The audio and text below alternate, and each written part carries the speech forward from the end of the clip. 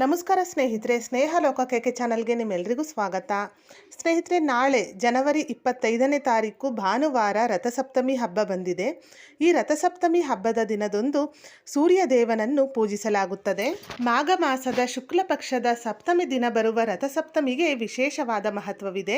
ಈ ದಿನ ಸೂರ್ಯನ ಜನನವಾಯಿತು ಎಂಬ ನಂಬಿಕೆ ಕೂಡ ಇದೆ. ಈ ದಿನದಂದು ಎಕ್ಕದ ಎಲೆಯ ಸ್ನಾನ ಮಾಡುವುದರಿಂದ ಪಾಪಗಳಿಂದ ಮುಕ್ತಿಯನ್ನು ಪಡೆಯಬಹುದು. ಜೊತೆಗೆ ರೋಗ ರುಜಿನಗಳು ದೂರವಾಗುತ್ತದೆ ಎಂಬ ನಂಬಿಕೆ ಇದೆ. ಇನ್ನು ಸಪ್ತಮಿ ತಿಥಿ ಪ್ರಾರಂಭ ಮತ್ತು ಅಂತ್ಯವನ್ನು ನೋಡುವುದಾದರೆ, ಸಪ್ತಮಿ ತಿಥಿ ಪ್ರಾರಂಭವಾಗುವುದು ಜನವರಿ 25ನೇ ತಾರೀಕು ಭಾನುವಾರ ಬೆಳಗಿನ ಜಾವ 12:39 ಪ್ರಾರಂಭವಾಗಿ ಸಪ್ತಮಿ ತಿಥಿ ಅಂತ್ಯವಾಗುವುದು ಜನವರಿ 25ನೇ ತಾರೀಕು ಭಾನುವಾರ ಅದೇ ದಿನ ರಾತ್ರಿ 11:10 ಕೊನೆಗೊಳ್ಳುತ್ತದೆ. ಈ ದಿನ ಎಕ್ಕದ ಸ್ನಾನಕ್ಕೆ ವಿಶೇಷವಾದ ಮಹತ್ವವಿರುವುದರಿಂದ ಸ್ನಾನ ಮಾಡಲು ಶುಭ ಸಮಯ. ಈ ದಿನ ಸ್ನಾನಕ್ಕೆ ಶುಭ ಸಮಯ ಜನವರಿ 25ನೇ ತಾರೀಕು ಭಾನುವಾರ ಬೆಳಗಿನ ಜಾವ 5:07 6:46 ಸಮಯವಿರುತ್ತದೆ. ಈ ಸಮಯದಲ್ಲಿ ಎಕ್ಕದ ಎಲೆಯ ಸ್ನಾನವನ್ನು ಮಾಡಬಹುದು. ಈ ದಿನ ಸೂರ್ಯೋದಯದ ಸಮಯ ಬೆಳಿಗ್ಗೆ 6:46.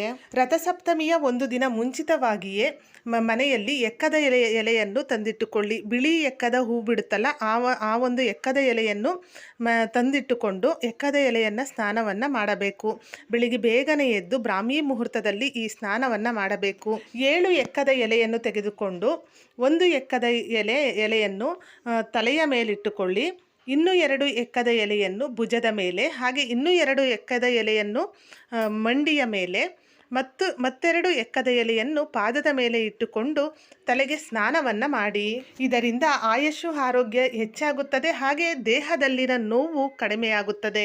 ಮಂಡಿ ನೋವು, ಭುಜ ನೋವು ಇನ್ನಿತರೆ ಕಾಯಿಲೆಗಳಿಂದ ಬಳಲುತ್ತಿದ್ದರೆ ರಥಸಪ್ತಮಿಯ ದಿನದಂದು ತಪ್ಪದೆ ಎಕ್ಕದ ಎಲೆಯ ಸ್ನಾನವನ್ನು ಮಾಡಿ. ಸ್ನಾನವಾದ ಬಳಿಕ ಸೂರ್ಯೋದಯದ ಸಮಯದಲ್ಲಿ ಅಂದರೆ ಬೆಳಿಗ್ಗೆ 6:46 ಸೂರ್ಯ ಉದಯವಾಗುತ್ತದೆ. ಸೂರ್ಯೋದಯದ ಸಮಯದಲ್ಲಿ ಸೂರ್ಯದೇವರಿಗೆ ಅರ್ಘ್ಯವನ್ನು ಅರ್ಪಿಸಿ.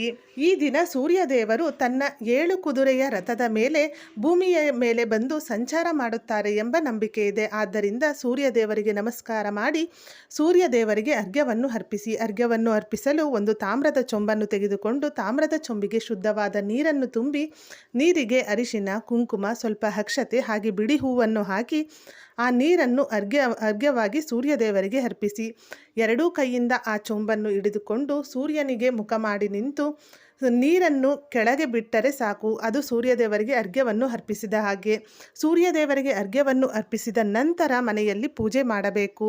ಯಾವುದೇ ಪೂಜೆ ಆಗಲಿ ಅದನ್ನು ಬ್ರಾಹ್ಮಿ ಮುಹೂರ್ತದಲ್ಲಿ ಮಾಡಿದರೆ ಹೆಚ್ಚಿನ ಫಲ ಎಂಬ ನಂಬಿಕೆ ಇದೆ. ಆದರೆ ಈ ರಥಸಪ್ತಮಿಯ ದಿನದಂದು ಸೂರ್ಯೋದಯವಾದ ನಂತರವೇ ಪೂಜೆಯನ್ನು ಮಾಡಬೇಕು. ಏಕೆಂದರೆ ಸೂರ್ಯನಿಗೆ ಸಮರ್ಪಿತವಾದ ಈ ಒಂದು ಹಬ್ಬ ಆಗಿರೋದ್ರಿಂದ ಸೂರ್ಯ ಉದಯ ಆದ ನಂತರ ಸೂರ್ಯದೇವನಿಗೆ ಪೂಜೆಯನ್ನು ಸಲ್ಲಿಸಬೇಕು. ಸೂರ್ಯದೇವರಿಗೆ ಅರ್ಘ್ಯವನ್ನು ಕೊಟ್ಟ ನಂತರ ನಿಮ್ಮ ಮನೆಯಲ್ಲಿ ಸೂರ್ಯದೇವರ ವಿಗ್ರಹ ಅಥವಾ ಫೋಟೋ ಇದ್ದರೆ ಅದನ್ನು ಸ್ಥಾಪನೆ ಮಾಡಿ ಸೂರ್ಯದೇವರಿಗೆ ಕೆಂಪು ಹೂಗಳನ್ನು ಅರ್ಪಿಸಿ ಅರಿಶಿನ ಕುಂಕುಮವನ್ನು ಅರ್ಪಿಸಿ ಪೂಜೆ ಮಾಡಿ. ಸೂರ್ಯದೇವರ ಫೋಟೋ ಅಥವಾ ವಿಗ್ರಹ ಇಲ್ಲ ಎನ್ನುವವರು ಅಕ್ಕಿ ಹಿಟ್ಟಿನಿಂದ ಸೂರ್ಯದೇವರ ರಂಗೋಲಿಯನ್ನು ಬಿಡಿಸಿ ಆ ರಂಗೋಲಿಗೂ ಸಹ ಈ ದಿನ ಪೂಜೆ ಮಾಡಬಹುದು.